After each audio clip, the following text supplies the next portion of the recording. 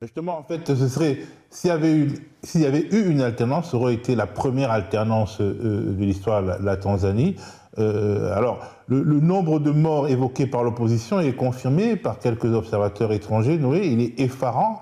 Pourtant, de loin, on a l'impression, on n'a pas cette impression que la Tanzanie est un pays de violence politique paroxystique. Comment en est-on arrivé là? Comment une élection peut entraîner autant de centaines de morts dans ce pays-là? Effectivement, sur les chiffres pour l'instant annoncés par l'opposition, je reste vraiment prudent parce qu'on a très peu de moyens de les vérifier. Ils sont peut-être vrais, mais pour l'instant, je resterai assez hypothétique sur ce sujet. Mais ce qui est en tout cas certain, c'est qu'on atteint dans tous les cas un niveau de violence qui n'avait pas été constaté depuis des décennies dans le pays.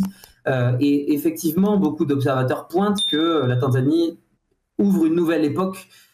Quel que soit l'épilogue de cette séquence, la Tanzanie entre dans une nouvelle ère. En effet, une ère où les jeunes générations, mais pas que, sortent dans la rue. Alors que jusque-là, à mes derniers voyages en Tanzanie, même mes amis tanzaniens me disaient bien, nous, on tend à valoriser la paix plus qu'autre chose, quitte à faire des fois des sacrifices sur nos libertés individuelles, quitte à ce qu'on vienne de contester les résultats des élections, etc.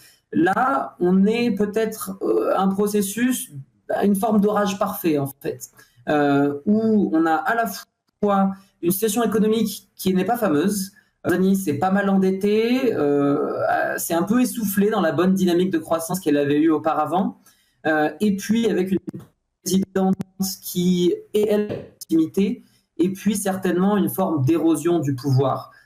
Après des décennies aussi, le parti au pouvoir a eu du mal à se renouveler, a eu du mal à tourner la page de John Magufuli, qui était un président très populaire, quoi qu'on puisse dire de lui et de ses méthodes autoritaires. Il a gardé une base très importante, et après lui, il y a eu une forme de vide qui s'est créée au premier plan politique. Je pense, précipite la jeunesse dans la rue. Une jeunesse qui est aussi très connectée, qui a très bien vu ce qui s'est passé l'an dernier au Kenya, qui regarde ce qui se passe à Madagascar.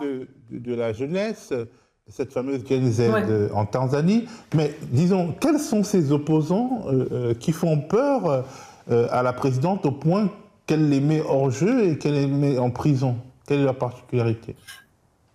Là aussi, ça contribue à cette espèce d'orage parfait. Samia Suluhu fait face à un homme extrêmement redoutable, qui est en tout cas l'intimide en quelque sorte, qui est Tundu Lissu, parce que c'est un défenseur des droits de l'homme de très longue date, qui a une trentaine d'années derrière lui, qui appartient au principal parti politique d'opposition, Chadema, le Parti pour la démocratie, et qui déjà en 2020, face à Magufuli, s'était dressé contre lui, alors même qu'il a été criblé de balles lors d'une intervention policière. Il s'était pris 16 ou 17 corps et ça ne l'avait pas découragé. Il était parti un moment en Allemagne pour se faire soigner, mais il était revenu, avait participé à l'élection de 2020 et à nouveau il est de retour. Et donc c'était un signal assez inquiétant pour Samia Suluhu, qui elle-même essaie de se construire une légitimité.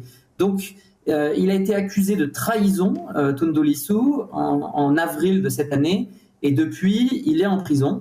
Le procès avance très poussivement parce que les preuves pour prouver cette fameuse trahison n'ont pas été pour l'instant convaincantes aux yeux du tribunal, mais il est toujours en détention provisoire, entre guillemets, en attendant que le jugement ait bel et bien lieu.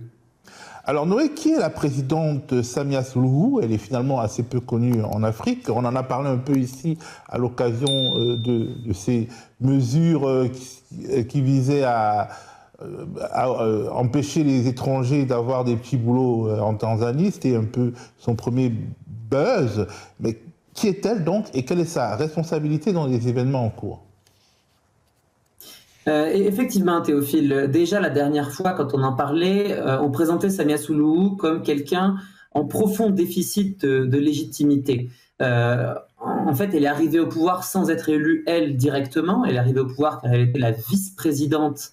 Elle était sur le ticket présidentiel de son prédécesseur, John Magufuli, qui est mort début 2021. Donc, elle a toujours eu une forme de syndrome de l'imposteur, ou en tout cas une nécessité de reconquérir les masses pour se faire son propre nom, alors qu'elle était souvent dans l'ombre de son prédécesseur. Donc on l'a vu pendant la campagne, elle a recouru à plusieurs méthodes qu'on pourrait qualifier de relativement populistes, car en plus, ces méthodes dont on parlait, cette interdiction de certains secteurs d'activité aux étrangers, n'ont pas vraiment tenu, ont été renégociées par la suite et servaient vraiment avant tout d'argument de campagne, même si le fond est encore là. Elle cherchait surtout à récupérer ce déficit aussi parce que après 4 ans et demi au pouvoir, elle n'a pas non plus un bilan extrêmement avantageux. Elle a principalement terminé les grands projets d'infrastructure de John Magufuli, mais elle n'a pas vraiment insufflé de nouveaux grands projets. Elle s'y est mise un petit peu sur le tard, là, vers juillet-août. Elle a dévoilé une vision 2050 pour le pays, mais c'est arrivé un petit peu tardivement et avec encore des contours assez flous de cette nouvelle vision. Donc, quant à son rôle sur la répression actuelle, il est vrai que plusieurs médias ont mis en avant le fait qu'elle s'impliquait personnellement, via sa famille, via son fils par exemple, Abdul, dans l'appareil sécuritaire. Elle suit ça de très près. Son fils est décrit par plusieurs médias comme très proche des services de renseignement. Il serait même le chef un petit peu officieux des renseignements. Mais il n'y a pas qu'elle, justement, parce que elle est aussi l'héritière d'un système, du parti Chama Chama Pinduzi, le parti de la Révolution, qui est au pouvoir depuis l'indépendance à peu près. Il y avait une version précédente du CCM qui était au pouvoir, qui s'est transformée en CCM en 1977, mais c'est une sorte de parti-État où quand on a les clés du parti, on a les clés du pays. Et donc elle doit aussi composer avec une forte pression de sa propre base, d'un parti qui se sent de plus en plus challengé par l'opposition. Donc c'est pour ça qu'elle a mis aussi hors jeu ses opposants. Et on sent qu'il y a aussi des forces importantes à côté d'elle, y compris des businessmen et des dirigeants sécuritaires qui veulent s'assurer que le pouvoir du parti n'est pas menacé. Alors, est-ce que l'armée peut intervenir dans le champ politique si le chaos se poursuit en Tanzanie? Est-ce que Samia Suluhu est menacée? Est-ce qu'elle pourrait être renversée?